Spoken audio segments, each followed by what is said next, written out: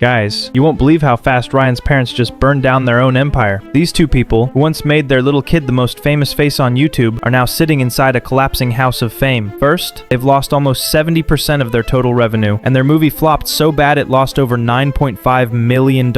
Yeah, the same family who used to earn millions every month from Ryan's World, now struggling to even touch the same success they built on their own kid's childhood. And honestly, it's karma working overtime. But let's go back and see how it all started, because trust me, this fall didn't come out of nowhere.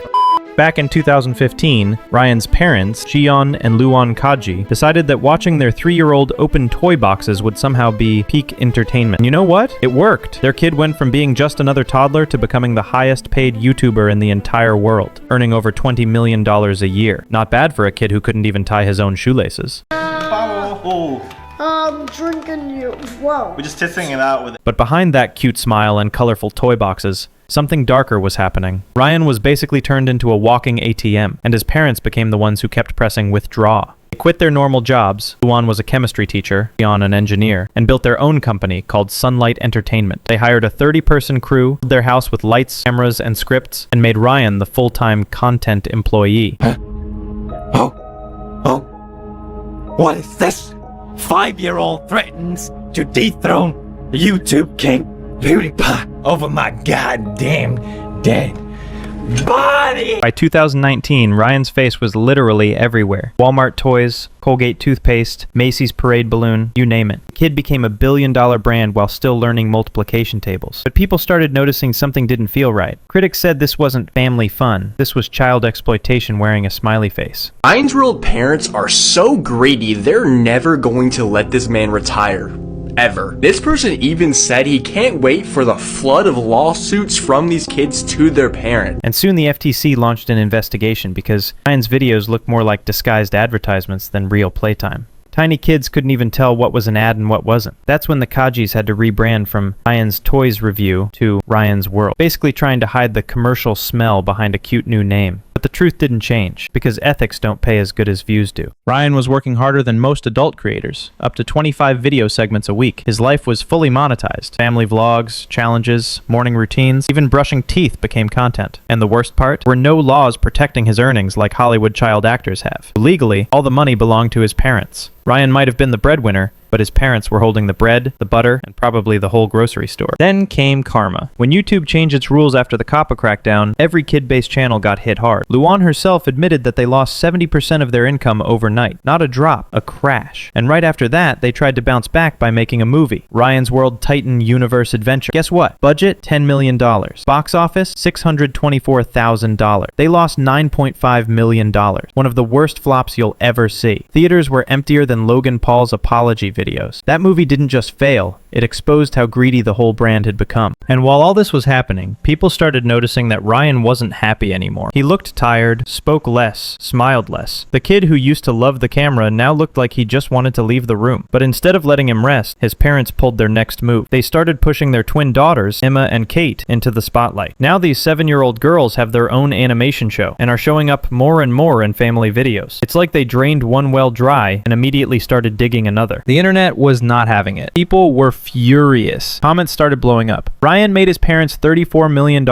Now they're using his sisters. These parents literally built an empire on their kids' childhood. And they're right. Even lawmakers took notice. Several US states are now passing new child influencer laws forcing parents to legally save part of their kids' earning. That alone tells you what people really think about the Kajis. Recent interviews with Ryan made things worse. In podcasts, he barely talks. His parents do all the speaking while Ryan just sits there, awkward and quiet. I'm about to expose Ryan's World. Recently, there was a YouTuber who interviewed Ryan's World and it got over 2 million views. So cool, right? Wrong. Because during this interview, something didn't feel right. Ryan barely spoke at all. Didn't seem happy. Most of the time, it was his parents speaking. It was almost like they didn't want Ryan to speak and expose their dark secret. People are already predicting that once he turns 18, we'll see a Netflix documentary called The Truth Behind Ryan's World. And honestly, I wouldn't be surprised. He's too young, he won't know what to say. Don't give me that! Ryan is 13 now, he could definitely speak for himself, but his evil parents didn't allow him to. Just like how they don't allow him to live his childhood. He's still making kid videos till this day, and you could just tell that he's not happy. He doesn't enjoy it anymore. Let him retire. Let him live his childhood dreams. He is not a slave. Right now, the Kajis are desperately trying to keep their brand alive, recycling old footage, using younger thumbnails of Ryan, and pushing the twins harder than a Black Friday sale. But it's over. By 2029 or 2030, when Ryan's 18 and the twins are 12, this whole operation will collapse under its own greed. A lot of creators are now starting to talk about this issue, saying Ryan's parents should stop.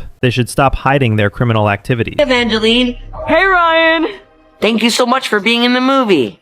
Oh, thank you. Oh, the dude's dead inside. See it when it comes out August 16th. Tell everybody about the character you play. Let him retire. He just doesn't want to be there anymore. So, what can we even say about parents like this? Parents who are literally ruining their kid's career. Think about it. This whole corporate lifestyle has taken away Ryan's and his twin sister's freedom. At a time when they should be dreaming, learning, and growing with education, their parents have turned their lives into a business chart, like a profit machine. It's honestly like the parents are gambling with their kids' futures. Just imagine, shouldn't a father like this be held accountable for everything? Because in that most controversial interview, when they were asked about it, Ryan's father's reaction and Ryan's expression told two completely different stories. It was shocking, and even other creators have exposed this moment too. In an interview with John UC, Ryan's parents detailed just how much Ryan's world has grown. Yeah, for the production side, we own the studio in Houston. It's called Sunlight Entertainment, and we have full-time employee, about 30 to 40 employees, and it breaks down to video editors, producers, animators, voice actors, on-camera talent, script writers. Our companies. But not everyone was convinced that Ryan's role had been scaled back. Asked whether Ryan saw a future where he was no longer the face of the channel. Is there a day where the YouTube channels will be fully animation? Like, Ryan, are you going to keep making YouTube videos, given your interest to be an animator and maybe go behind the camera, like as you get older? Ryan answered, I think I will keep going for a while, yeah. Let's play that back. Notice how Ryan turns to his father as he answers, almost as if he's looking for approval. His father then gives Ryan a smile and nod, seemingly showing he's satisfied with his son's response. Did you see that? Isn't that clearly the result of pressuring the kids? Pure manipulation? How can parents be so greedy that they'd actually do this kind of thing? I honestly don't even know. Money has blinded them. It's like they've lost their sense of what's right. That's why they're doing all these shady things right now. Guys, do you agree or not? Because if this is what's happening on camera, just imagine what's happening behind the camera. Any guesses? Ryan, I know there's a secret you're keeping from me, so just tell it to me straight and I promise I won't get mad. Alright, fine. I'm sorry, what did you just say? I said I won't get mad. Just be honest with me. I completely agree with this creator's mimicry. That might really be what's happening behind the scenes. And honestly, when it comes to Ryan, this whole thing feels tragic, because he never asked for this fame. It was forced on him. The kid who once just wanted to play with toys ended up being treated like one. Ryan deserves peace, not pressure. He deserves a normal teenage life, not a corporate script written by his parents. So my finishing thought, I just hope one day Ryan gets to tell his real story, not the version his parents built for him.